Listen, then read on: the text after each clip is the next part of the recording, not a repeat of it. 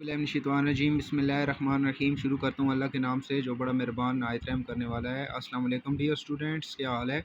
आज मैं आपके साथ फ़िज़िक्स के न्यूमेरिकल प्रॉब्लम्स को शेयर करने जा रहा हूँ। एफएससी का आज हमारा चैप्टर नंबर 2 है और उसका न्यूमेरिकल प्रॉब्लम थर्ड है।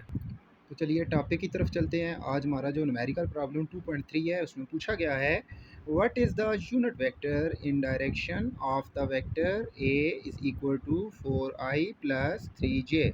न्यूमेरिकल में हमने जो वेक्टर ए दिया गया है उसका हमने यूनिट वेक्टर निकालना है।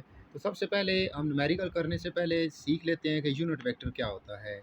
फ़र्ज़ कर लेते हैं कि हमारे पास ये एक सिस्टम दिया गया है जिसे हम रेक्टेंगुलर कोऑर्डिनेट सिस्टम भी कहते हैं या इसे हम कार्टियन कोऑर्डिनेट सिस्टम भी कहते हैं।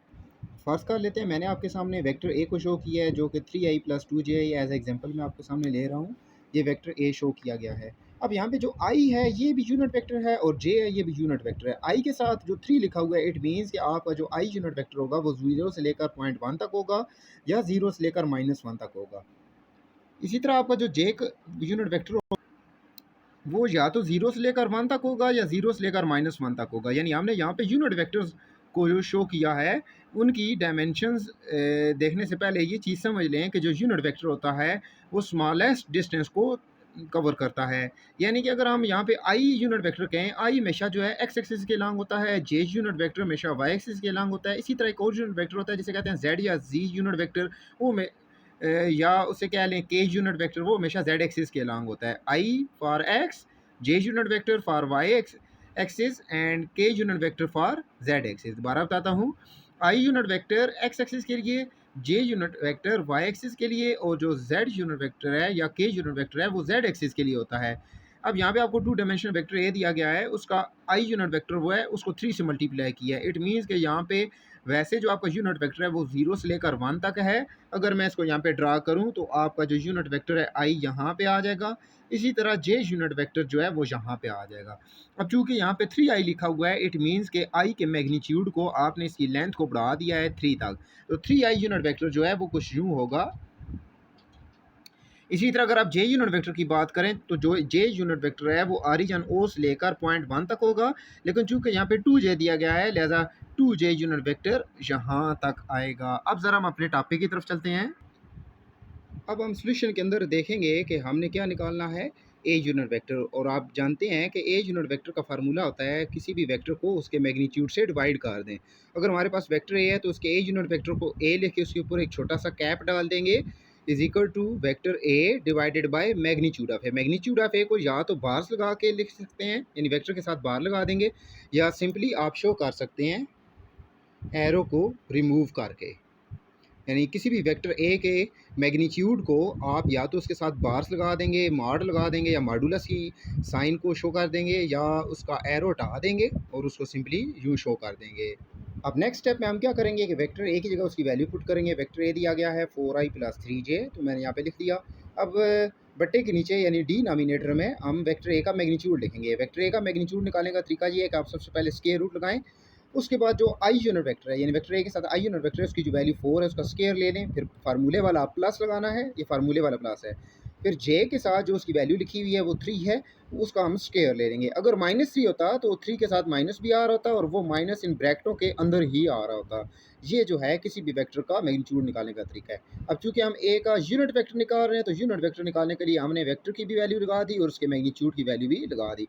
अगर मैग्नीट्यूड निकालना आपके लिए कुछ डिफिकल्ट हो रहा है तो इसके लिए मैंने जो लिंक है वो डिस्क्रिप्शन में पुट कर दिया है, आप वहाँ से देख सकते हैं।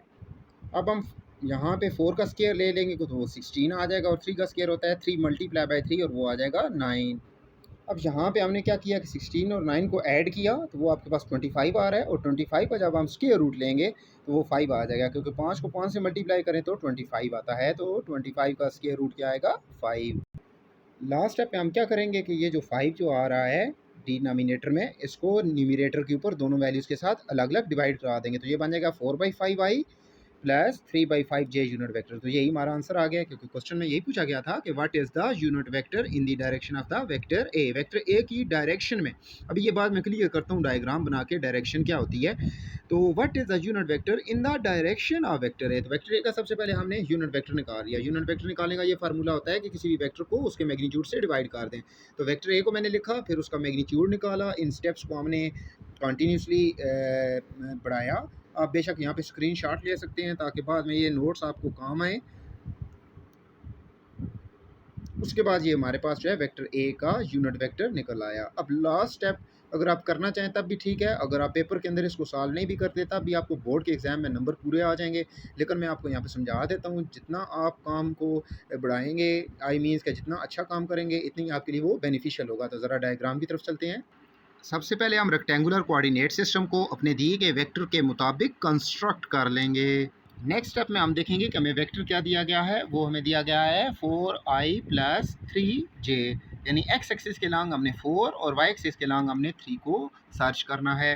तो ज़रा देखें, मैंने यहाँ पे एक्स एक्सिस के ऊपर 4 और वाई एक्सिस के ऊपर 3, एक्स एक्सिस पे ऊपर 4 और वाई एक्सिस पे 3, इन दोनों को मैंने डॉट से शो कर दिया। फिर इन दोनों पॉइंट से मैंने परपेंडिकुलर ड्रा किए। जहाँ पे ये वाले दोनों परपेंडिकुलर आपस में इंटरसेक्ट कर रहे हैं, वहाँ पे हम एक डॉट लगा देंगे।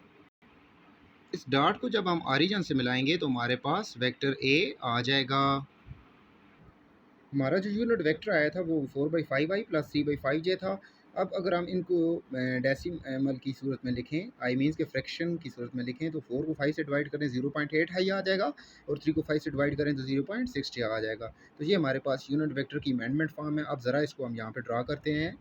सबसे पहले हमने देखना है कि 0.8i यानी एक्स एक्सिस पे 0.8 कहाँ पे आ रहा है।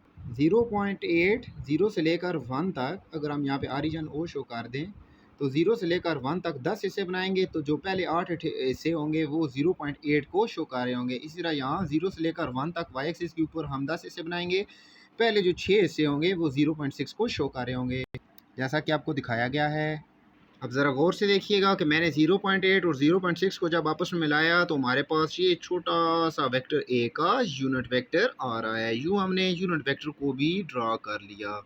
यहाँ से ये साबित होता है कि हर वेक्टर का अपना एक यूनिट वेक्टर होता है, वो डिपेंड करता है उसकी वैल्यू पे। और मैंने सबसे पहले आपको ये चीज़ बताई थी कि आई यूनिट वेक्टर और जे यूनिट वेक्टर टोटली डिफरेंट हैं किसी भी वेक्टर के यूनिट वेक्टर से। अगर आप यहाँ पे देखें, मैंने आपको बताया था कि ऑरिजिन से लेकर 1 तक 1i यूनिट वेक्टर होगा, ऑरिजिन से लेकर 2 तक 2i यूनिट वेक्टर होगा, ऑरिजिन से लेकर 3 तक 3i unit vector and so on. इसी तरह ऑरिजिन से लेकर 1 तक प्लस j यूनिट वेक्टर होगा, ऑरिजिन से लेकर 2 तक 2j यूनिट वेक्टर होगा, और ऑरिजिन से लेकर 3 तक 3j यूनिट वेक्टर होगा, जैसे यहाँ पे दिखाया गया था और हमने वेक्टर a बनाया था। लेकिन वेक्टर a का जो यूनिट वेक्टर है इन i और jth यूनिट वेक्टर पर डिपेंड नहीं करता, उसकी अपनी एक ख़ास वैल्यू होती है। वो यूनिट वेक्टर मैंने आपके सामने ये इन दो यूनिट वेक्टर के कम्बिनेशन पर मुश्तमिल होता है। वेक्टर ए का यूनिट वेक्टर आई और जे यूनिट वेक्टर के कम्बिनेशन पर मुश्तमिल होता है। और अगर हम इसको यहाँ पे ड्रा करें तो वो ये बन रहा है, ये आपको एरो हेड उसका नज़र आ रहा है और ये इसकी टेल नज़र आ रही है। और इसको मैं यूँ लिख सकता हूँ कि ये जो है वेक्टर ए का यूनिट वेक्टर है।